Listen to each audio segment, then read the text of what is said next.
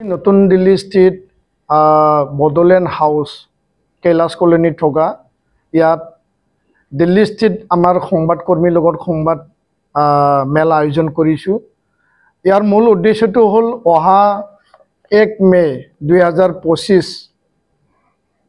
নতুন দিল্লীত থকা কৈলাশ কলনী এই ঠাইত ভাৰত চৰকাৰৰ উদ্যোগত অসম চৰকাৰৰ সহযোগ, বিটিআৰ চৰকাৰৰ সহযোগ আৰু MCD দিল্লীৰ সকলো সহযোগিতাৰ যোগেদি বডৌফা উপেন্দ্ৰনাথ ব্ৰহ্মৰ 35তম যি মৃত্যুতিথি পুণ্যতিথি আছে, সেই দিনাখন দেশৰ মাননীয় গৃহমন্ত্ৰী অমিত শ্বাহ ডাঙৰীয়াই বডৌফা উপেন্দ্ৰনাথ ব্ৰহ্ম মাৰ্গ আৰু লগতে বডৌফা উপেন্দ্ৰনাথ ব্ৰহ্মৰ ষ্টেচু প্ৰতিমা তেওঁ উদ্বোধন কৰিব। আৰু এই বিশেষ কাৰ্যসূচী 1 মে 2025 সন্ধিয়া বা আবেলি 4 বজাত সেইটো অনুষ্ঠিত হ'ব। আৰু এই কাৰ্যসূচীত অসমৰ মাননীয় মুখ্যমন্ত্ৰী ডক্টৰ হিমন্ত বিশ্ব শৰ্মা ডাঙৰীয়া, দিল্লীত মাননীয় মুখ্যমন্ত্ৰী ৰেখা গুপ্তা ডাঙৰীয়ানী আৰু লগতে MCDৰ মেয়ৰ ৰাজা ইকবাল সিং ডাঙৰীয়া, বিটিআৰ প্ৰধান প্ৰমোদ বড়ো ডাঙৰীয়া আৰু লগতে অসমৰ স্পিকাৰ বিশ্বজিৎ দৈমাৰী ডাঙৰীয়া, মন্ত্ৰী উৰ্খাওগুৰা ব্ৰহ্ম ডাঙৰীয়া, সাংসদ জয়ন্ত বসুমতাৰী ডাঙৰীয়া, ৰেণুকা নাৰ্জাৰী ডাঙৰীয়া আৰু আন অতিথিসকল প্ৰায় হাজাৰৰো অধিক নতুন দিল্লীৰ এই কাৰ্যসূচীত উপস্থিত হ'ব।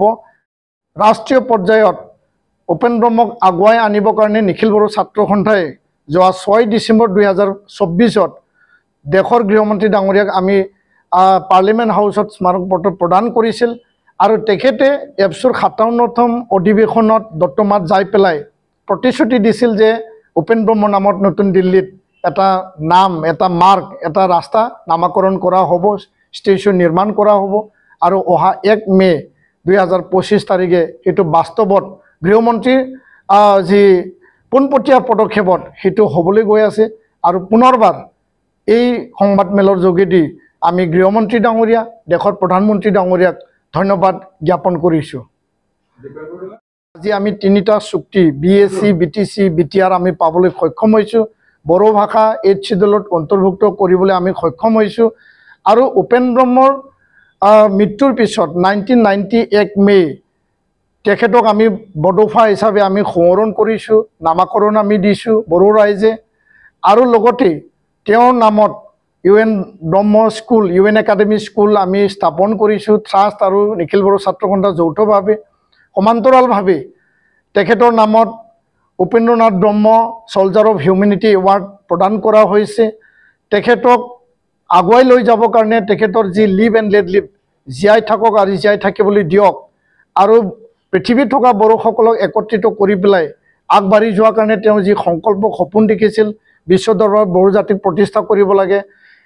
আৰু আহি তেখেতৰ জন্মতিথি 31 মাৰ্চ আমি ছাত্ৰ দিৱস হিচাপে পালন কৰিছিলোঁ।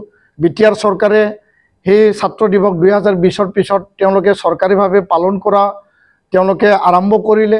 আৰু আহি অসম চৰকাৰে 2023 পৰা ছাত্ৰ দিৱস হিচাপে সমগ্ৰ ৰাজ্যত মৰ্যাদা তেওঁলোকে প্ৰদান কৰিলে। লগত জড়িত হ'ব বিটিআৰ, বডোলেণ্ডৰ আৰু অসমৰ প্ৰায় 15,000ৰো অধিক লোক একেলগে তেওঁলোকে ভাৰ্চুৱেল ব্যৱস্থাৰ যোগেদি সংযোগত থাকিব। আৰু এই কাৰ্যসূচী হ'বলৈ গৈ আছে। ইয়াৰ কাৰণে আমি পোনপ্ৰথমে ভাৰতৰ দেশৰ সন্মানীয় যশস্বী প্ৰধানমন্ত্ৰী নৰেন্দ্ৰ মোদী ডাঙৰীয়াক আমি ধন্যবাদ জ্ঞাপন কৰিব বিচাৰিছোঁ, নিখিল বড়ো ছাত্ৰ সন্থা বড়ো ৰাইজৰ হৈ, অসমবাসীৰ হৈ। আৰু তেওঁৰ এই প্ৰচেষ্টাৰ বাবে এইটো সম্ভৱত হৈছে। আৰু লগতে দেশৰ গৃহমন্ত্ৰী অমিত শ্বাহ ডাঙৰীয়াৰ মানে পদক্ষেপত এই কাৰ্যসূচী বাস্তৱত ৰূপায়িত হ'বলৈ গৈ আছে। আৰু তেওঁ নিজেই মুখ্য অতিথি হিচাপে এই কাৰ্যসূচীত উপস্থিত থাকিব। আৰু ইয়াৰ কাৰণে দুয়োগৰাকী মহান যি নেতা, দেশৰ প্ৰধানমন্ত্ৰী ডাঙৰীয়া, দেশৰ গৃহমন্ত্ৰী ডাঙৰীয়াক আমি পুনৰবাৰ ধন্যবাদ, আমি কৃতজ্ঞতা আমি জ্ঞাপন কৰিছোঁ।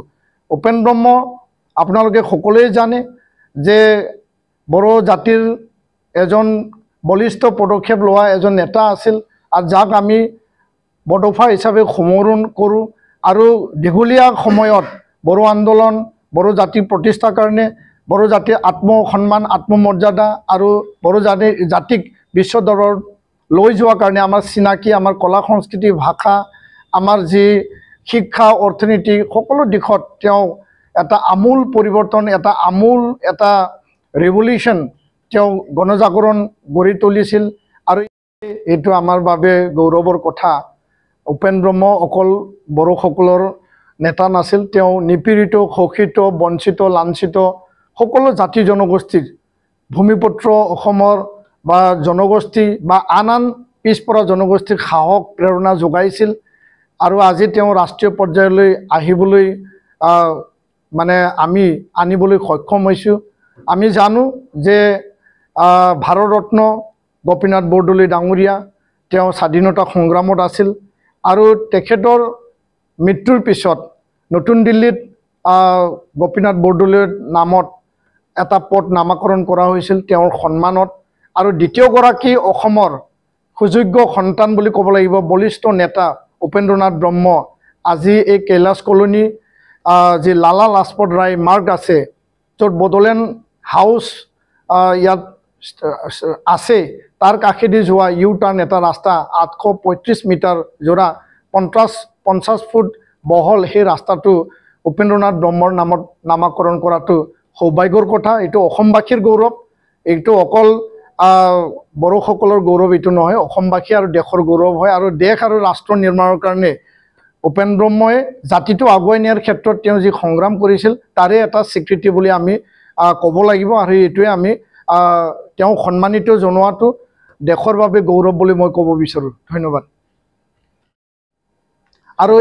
আৰু এই কাৰ্যসূচীৰ লগত সংগতি ৰাখি অহা 1 মে তাৰিখে সন্ধিয়া 4-5 বজাত আমাৰ দিল্লী কাৰ্যসূচী সমাপ্ত হোৱাৰ পিছত সমগ্ৰ অসমত বিটিআৰত 5 লাখ মানে ইয়াত আমি চাকি বা মমবাতি জ্বলোৱা কাৰ্যসূচী প্ৰতিটো ঘৰত প্ৰতিটো ৰাজহুৱা স্থানত আৰু প্ৰতিটো কাৰ্যালয়ত আমি নিখিল বড়ো ছাত্ৰ সন্থাই বা ৰাইজৰ গাঁৱৰ সহযোগত আমি একেলগে 5 লাখ বন্তি প্ৰজ্বলনৰ আমি কাৰ্যসূচী হাতত লৈছোঁ সমগ্ৰ অসমত আৰু এটা কথা